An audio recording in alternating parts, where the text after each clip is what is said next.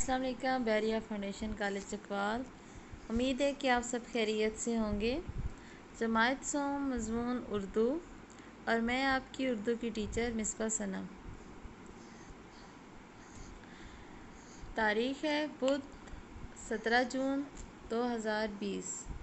उन्वान है हमारा आज नात की हम पढ़ाई करेंगे और नात के 3 मारूज़ी सवालात को हम अपनी किताब पर हल करेंगे। सबसे पहले नात की तारीफ़ में आपको बताती चलूँ कि नात किसे कहते हैं। नात उस नज़म को कहा जाता है जिस नज़म में हज़रत मोहम्मद सल्लल्लाहु अलैहि वसल्लम की तारीफ़ बयान की गई हो। जी, अब हम नात की पढ़ाई करते हैं। आप सब भी अपनी किताब ओपन करें, खोलें। वो हक़ की बातें बताने वाले, उसी रास्ता दिखाने वाले, वो रहबर रहनुमा हमारे, नबी हमारे, नबी हमारे। किसकी बात हो रही है? हमारे आखिरी नबी हज़रत मोहम्मद सल्लल्लाहु अलैहि वसल्लम की। जी, बुलंद नबियों में नाम उनका, फलक से ऊंचा मकाम उनका, हमारे हादी खुदा के प्यारे, नबी हमारे, नबी हमारे। जी, हमने नात की पढ़ाई की। उसके बाद हम नात की ही 3 मारूज़ी सवालात अपनी किताब पर हल करेंगे। सफ़ा नंबर 37 और 38 आप भी ओपन करें। जी, सवाल नंबर 1 जो है, हरूफ जोड़ें और पढ़ें। देखें, 2 हर्फ हैं, अलग अलग लिखे हुए हैं। इनको जोड़ के सामने लिखेंगे तो सबसे पहले है हे और काफ। क्या बनेगा? हक। अगला है वो और हे, वो। अगला नून अलिफ मीम, दोनों तीनों को जोड़ के लिखेंगे तो नाम। हाँ जी। अगला है फे लाम काफ, फलक। जी, इस तरह हमने सवाल नंबर 1 हल कर लिया है। नेक्स्ट है सवाल नंबर 2 पे दुरुस्त लफ्ज़ के गिर्द दायरा बनाएं। हमारे पास 3 लफ्ज़ लिखे हुए हैं एक लाइन में। उन तीनों में से हमने देखना है कि कौन सा लफ्ज़ ठीक लिखा हुआ है। जो लफ्ज़ ठीक होगा उसके गिर्द हम दायरा लगाएंगे। जी, सबसे पहले जो है उसमें है काफ हक। सेकंड वाला जो लफ्ज़ है, दूसरा लफ्ज़, वो है ठीक, उसके गिर्द हम दायरा लगाएंगे। आगे दूसरे पे लफ्ज़ लिखा हुआ है मकाम, 2 नुक्तों वाला काफ है और दूसरे में कश वाला है मकाम, और आगे है मुकाम। तो इसमें सबसे पहले वाला जो लफ्ज़ है जिस पे 2 नुक्ते हैं वो है ठीक है, उसके गिर्द हम दायरा लगाएंगे। हम इसको कंफर्म करने के लिए एक दफ़ा नात में देख लेते हैं क्या ऐसा ही है।